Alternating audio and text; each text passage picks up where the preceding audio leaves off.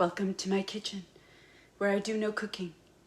I think most folks usually watch things on replay. I'm just trying to remain consistent with posting videos. So I'm getting ready to go out for the day. I'm going to do a little shopping today. I'm very excited. But today we're talking about food addiction, and I will be asking for people to put things in the comments. But if you're not feeling that, I totally get it. You don't have to.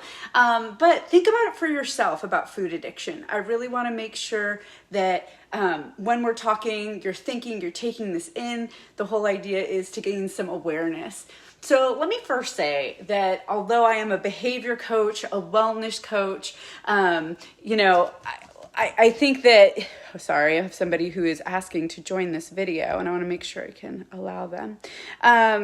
Okay, hopefully they're able to watch it. So I'm not a therapist.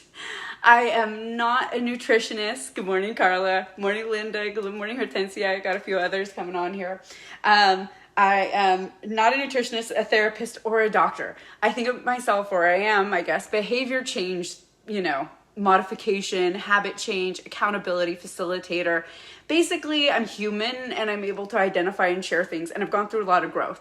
So today we're talking about food addiction, and rather than kind of being like, hey, here are the 5 stages of food addiction. Are you a food addict? Although you may want to ask yourself, because there's a lot of confusion out there.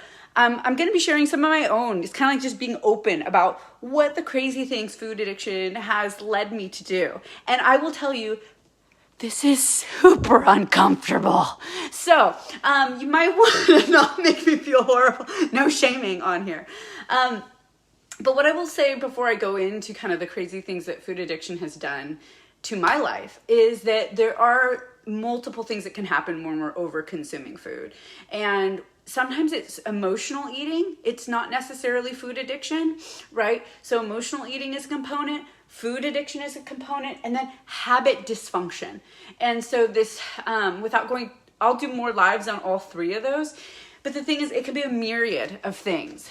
The issue that I experienced, and I'm going to talk about myself, okay, is I spent most of my life overweight, right? Most of you know that my highest weight was 220. I spent all of my childhood into my 30s at, definitely an obese weight. And in that time, the food addiction was heavy. I come from a family of addicts. So I'm very familiar with drug addiction, alcohol addiction, raised in AA, Al-Anon, Alatot, Alateen. So I understand to a degree addiction, but I wasn't addicted to drugs, just food, yay! What was great is when I lost my weight, I lost over 75 pounds, I definitely felt like, hey, you know what, I've got this stuff under control, but I still had this addictive quality about myself. So what do I know about my addictive quality? Well, when COVID hit, the addictions really came out strong. And I'm curious to know if this happened for you as well. So what am I talking about? Well, addiction or food addiction, a lot of times you know it because you're super obsessive about the food, right? It's like, today we're going to X, right? At my job, we're going to have this treat. And we become slightly obsessed with it. We're thinking about it over and over and over and over and over again, right? And so this is what was happening to me. I became very obsessed. And I'm talking about that in COVID time, being at my healthy weight and then gaining weight again, because I was able to gain weight with awareness. How weird is that? And so it was like, okay, I'm going to get I was super focused. I went to work thinking about my lunch break, because guess what happens? This is, again, food addiction. Tell me if you're like this. My lunch break was the time no one else knew what I was eating, because I could drive in my car and go anywhere I wanted. I wasn't beholden to my family. There was no one around me. They didn't see what I was eating. Okay. So that's this obsessive nature, right? So I might go to work and I'm looking at the clock. When do I get to eat? When do I get to eat? There's no hunger. There's no hunger involved, right? This is obsessive. It's obsessive thoughts about the food. And honestly, it's kind of scary, because it felt like that's all I was thinking about, and it's embarrassing to talk about. It's not comfortable to be like, yeah, so I went to work and all morning long I was like, I mean, and it was funny because the clock would move up for me, right? I'm going to go to lunch at 1 because I want to get this much work done. Then it would go to 12. Then it would go to 11. I got to work at 8, you know? And so there's that obsessive behavior. As many of the people who've been in my meeting rooms know, sausage McMuffins used to be my jam. That was my food addiction, and it came from, stemmed from my dad, love, all that kind of stuff, right? That was what we used to do together. And what I loved about doing a plan in which moderation could work, I used to eat 2 sausage McMuffins, 2 hash browns every single day.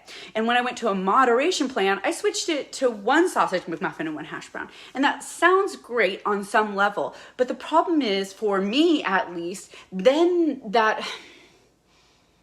the drug was still there. I don't know how else to say it. So what would happen, especially again, when I started gaining my weight back, is food became a reward. I'd sit in bed and I'd be like, I don't want to get out of bed. I don't want to get out of bed. I don't want to get out of bed. Okay, Maria, if you get out of bed, I will get you a hash brown, right? If you get out of bed right now, I will get you a hash brown.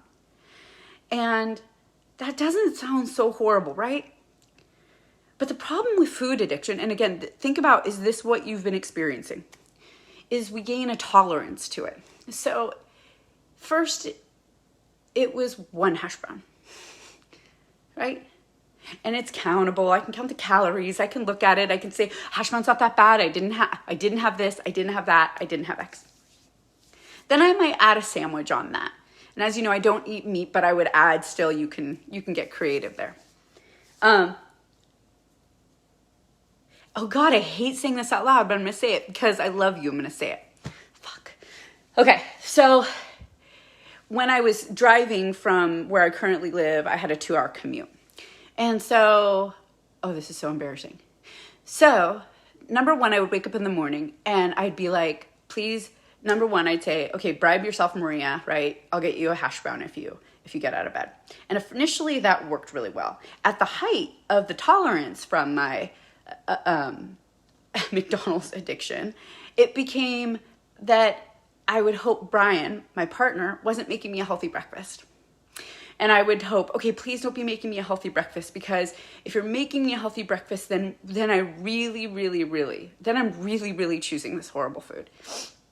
And some days he was, right? Because he's trying to set me up for success, because I've told him over and over again, hey, I want to eat healthy. And here, I really want to do it. So he'd get up earlier, make me my healthy breakfast. So in the worst of it, it was having the healthy breakfast by my side, maybe eating some of it, but still getting the hash brown. Then getting the hash brown and a sandwich. Then, because it was a 2-hour, please don't judge me, you people, a 2-hour drive, it was getting the hash brown and sandwich again. Yes, going to 2 drive-thrus in the morning. 2. This is that when you think, okay, am I obsessing over food? Am I getting there? That's it. There, you grow a tolerance, right? That, ooh, I haven't had a hash brown in forever. And please don't be triggered by my hash brown story. 2, it's not enough. I eat the hash brown and it's gone like that. And it didn't give me the high. So now I'm looking for the high again. And it's actually kind of freaking me out, because I don't like where I'm going. I don't want to do this. And so this is my reward to get through. So as somebody who knows all about healthy eating, knows I'm gaining weight, knows I don't want to do it, knows that I'm a leader in terms of helping people lose weight, and I'm going through 2 drive-thrus in the morning with a healthy breakfast sitting next to me. That's food addiction. Now, how do we get there? How do we get to a food addictive place? And this is where COVID has really screwed us up. This is where COVID really screwed us up, because, thank you so much, Linda. I appreciate it. No, it turns out we all done crazy stuff with food. Thank you, Linda. I needed to hear that. COVID really messed us up because it brought up trauma and it took away coping mechanisms. So when we're looking at obsessive for food, we become so focused on it, and then there's a tolerance for it, and now we become dependent on it. Now we're dependent on the food. And so with COVID, what occurred for some people is we revisited trauma. All of our coping skills were gone because we couldn't go to the gym. We couldn't see our friends. We were scared, right? We didn't know what was happening next. There was a lot of terror for a lot of us. But what was available? Well, DoorDash, Instacart, right? Uber Eats. And the great thing about addiction is, you know, if somebody can bring the food to you, it works out much better. See, you maybe don't want to be seen to the drive-thru. And again, if what I'm saying isn't resonating with you, I'm glad for you. I'm actually super glad for you. But I think it's important that you understand when you have food addiction tendencies, because that awareness is so important, right? Have you become dependent on it? And I would say in terms of my members and people I've helped in the past, another strong thing is when you know it's impacting your life and you're still doing it anyway. And this I can say from talking to people who've come to my meetings, people with diabetes, people who are told, hey, you can't get this surgery unless you lose weight. Hey, you know, I mean, you would think that's like the impetus, like, okay, I better do this, right? Otherwise, but yet, cheese, right? Like, really? I've had people get toes cut off rather than following a healthy eating plan. They're not stupid. They're not unintelligent. I am not stupid. I am not unintelligent. You are not stupid. You are not unintelligent. And that's why this is so important to talk about. It's the food. It is the food. If you were using, like for me, it was my reward for getting up in the morning. It was my reward for getting through the day. At night, it was the way I got through the night. Think about it. If you're thinking about your own, thank you, Susie. I really appreciate this because it feels horrible to talk about. And I'd rather own that, so I really appreciate it. For me at night, it became a numbing, a calm down, a like, okay, just sit in front of the TV and watch and eat, right? And without that, the idea of not having it was kind of scary. So that's how you understand and know. That's how you get the sense of knowing, is this food addiction? Is it just an emotional eating day? Is it just, hey, you know, there's lots of different variations. So what concerns me, going back to COVID, is I think a lot of us teetered on this food addiction component. And I think there's a spectrum, you know, I think it depends on where you are emotionally. And so what's happened is for a lot of people, they ate a lot of highly palatable food, extremely highly palatable foods during COVID, more than they would have eaten before. Think about how your your eating changed when you got into COVID. I mean, I know I was personally trying to save restaurants, I swear, right? I swear when they were like, alcohol, you can get a cocktail, I'll put it in your trunk, but you have to buy food. Suddenly I was eating French fries that I had never eaten before. Suddenly I was trying to show my kids love. So I was like, let's go get food and we'll eat it at the park. Anything to make them happy. And so even though at the point probably going into COVID, I wasn't in a super highly addictive state, by the time 2 years passed, I went through obsessing, growing a tolerance to it, finding a dependence because it's what got me through the day. And then better yet, getting into denial about it. And so that's why I'm sharing this with you. This is truly one of the reasons, is because like, if you're in denial, it's really tricky to get help. And if you're not recognizing it, it's really tricky. Our food addiction can stop us from living. Our obsession with food can cause problems in our life. And I want you to have like the best life ever, right? I want you to have the best life ever. And I want you to enjoy food. But if the food isn't going to solve the problems, your inability to face that won't solve the problems. They just grow. The problems grow. And then you can feel, like I did at least, I felt very scared. I will tell you right now, I felt super duper scared because I was like, I'm a leader. I should know how to do this. I shouldn't be eating these pizzas. You know, always start with the best frigging intentions. That's the crack up of it all. I never started the day like, today's going to be an eating day. It would be like good intentions, quickly followed by, I need it, right? The pizza would be ordered and I'd have an intention, I'm not going to eat it all. I'm just going to have the salad that comes with it. And I would sit there watching the movie or whatever we were doing as a family, and I would just be focusing on that food. It was like I was watching the TV, but all I was thinking about was the kitchen where those pizzas were set up, right? Dun, dun, dun. When can I go back for another slice? When can I go back for another slice? And that is not any way to enjoy a movie. It's no way to enjoy life. And so when I always say stop beating yourself up, it's not you, it's the food, I'm really, really trying to tell you that. Because I think there's culture tells us, no, you're not strong enough. You're not strong enough. You should be stronger. Meanwhile, we have this billion-dollar food industry that's making food specifically so that we are addicted to it. The food industry, their goal is to sell food. It's not to make you skinny. It's not to make you healthy. It's not to help with your diabetes, your high cholesterol, right? It's not to help with all of those things. They're in it to sell food. And that is helpful if it has an addictive quality. So I'm going to talk more about how to act next. Like, what can you do? But what I would say is take some inventory, for yourself. How much are you focusing on the food? I think if we can identify it, it helps. I know for me, though, I will say when I started to identify it, and again, I'm just being really transparent here. When I began to identify it, and I'm curious what'll happen, I don't want to trigger anybody, but I ate more. Like, the more I realized I was looking for the food for comfort and like freaked out, I went, okay, I have to take action. Monday, I'm going to take action. Today is Thursday. So I will consume Thursday, Friday, Saturday, Sunday, because Monday is going to be better. It is so ironic that we do that, right? So we're going to, we know we're going to quit smoking Monday, so let's smoke a pack every single day. What do you think that does to your ability to face it on Monday?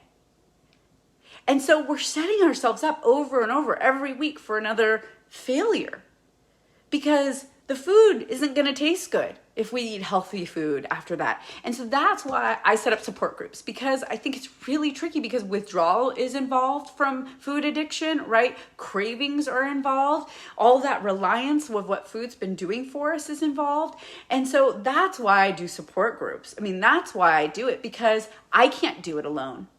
And if that makes me less of a person because I can't do it alone, I mean, I'm okay with that. Like, I don't know. I don't have some bar to set that I need to be able to be strong enough to do it by myself and strong enough that I should be able to. What I do know is that I don't like being dragged around by food. I don't like feeling uncomfortable in my own clothes and my own skin. I don't like thinking about food so much that I might manipulate my day in order to get more food. What I really hated, the worst part of it, was it not being enough. And I don't know if anybody's gotten that, right? It's not enough. I remember sometimes I would, and yes, Linda, right? Store up because you're going to be deprived. Some mornings I would not eat breakfast and not eat food because I was so full I couldn't get more food in. God, this is horrible. So I would like almost starve myself so that I could get more of a high when that highly palatable food came in. Maybe that's only me. But I mean, that's what I'm talking about, this manipulation of the day, this manipulation of the system. That's what this food addiction can be like. And then the worst, of course, is if we can feel like there's no other way to cope. We can't get through a day. What will I do without my breakfast? Blah, blah, blah. What will I do if I can't eat this? And we can have denial where we blame it on our family or our friends. What will people think? People don't care what you eat. People don't care what you eat, okay? No one is watching you because they're all watching themselves. You need to make the decision for you of what you want to eat and what you want to do. But I think you see how hard it is for me to own my own crazy behavior. And I'm going to keep trying to share because I feel like I want to lighten it. Like I think you can see the heaviness of when I'm sharing it with you. And my intention was to be like, oh, it's funny how, I would go through 2 drive-thrus. Like, no, I don't find that light or funny. I find that scary. But if we can own it and claim it and say, here's what it is, then we know how to address it. And we can stop beating ourselves up for not being like everyone else that we think has this together. So think about the ways in which you can own. Because if you can own it, you can stop. I don't know. I guess it's just, unfortunately, I do compare it to addiction of alcohol or anything like that. That sucks if you're thinking, I don't want to be compared to an addict for cigarettes or alcohol. But if you were to compare it, You would never tell a friend who's, trying to quit drinking, well, just have one drink a day. That's what I do. I just have one drink a day. But yet we expect ourselves to do the same with food, just a little bit. And again, I will say food addiction is on a spectrum. So I'm going to wrap up here in a minute because I don't want to go beyond 30 minutes, but it's on a spectrum. So while I was at my lowest weight, it wasn't as much of an issue because I had all these coping mechanisms.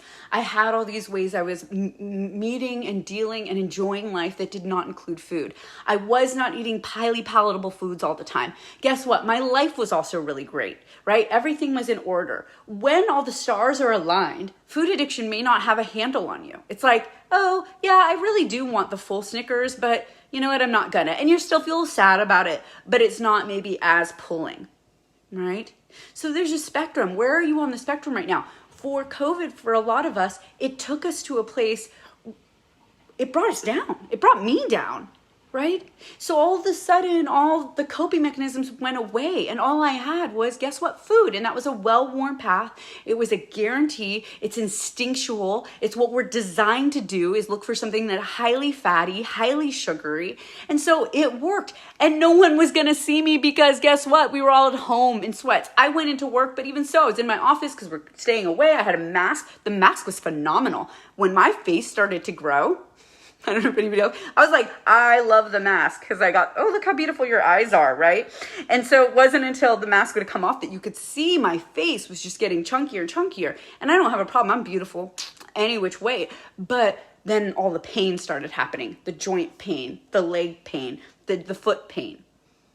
But did I stop eating? No, because even with an impairment, I still went to food.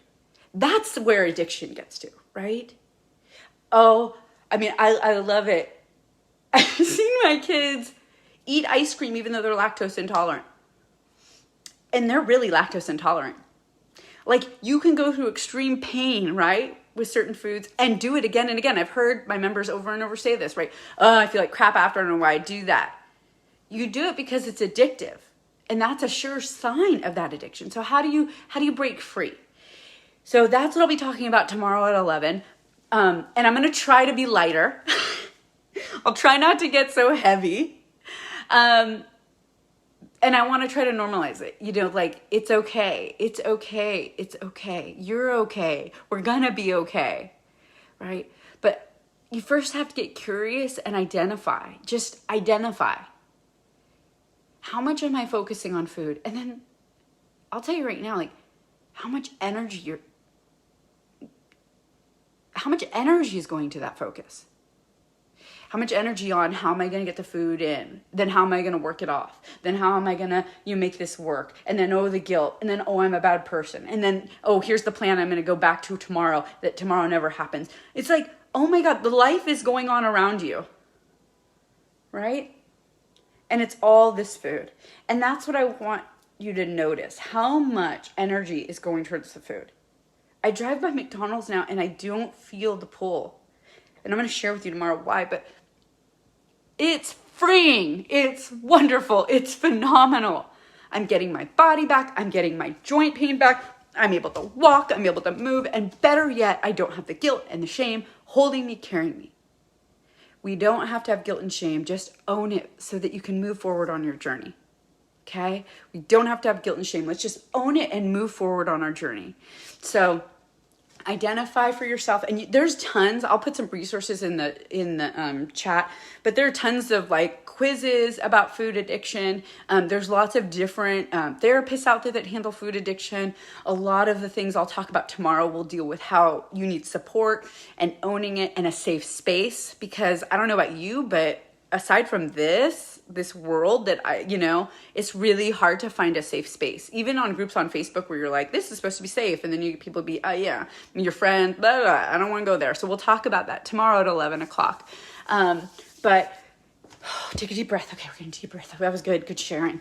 Okay. So now, if food addiction, love it. You're welcome, Sissy.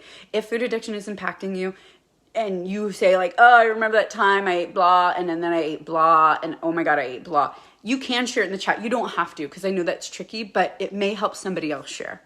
So for those of you watching it on replay, please, please, please do what you can to share or like, so I know this is actually making an impact. Tomorrow at 11 a.m., we're talking about some of the tools to kind of move beyond, right? Once we've identified, hey, I'm not usually a food addict, but right now with all this going on, I feel like I'm pulling towards that. How do I move forward? First starts with identification and forgiveness. Just spoiler alert, forgive yourself. It's all gonna be okay. If I can do this, you can do it. All right, see you tomorrow.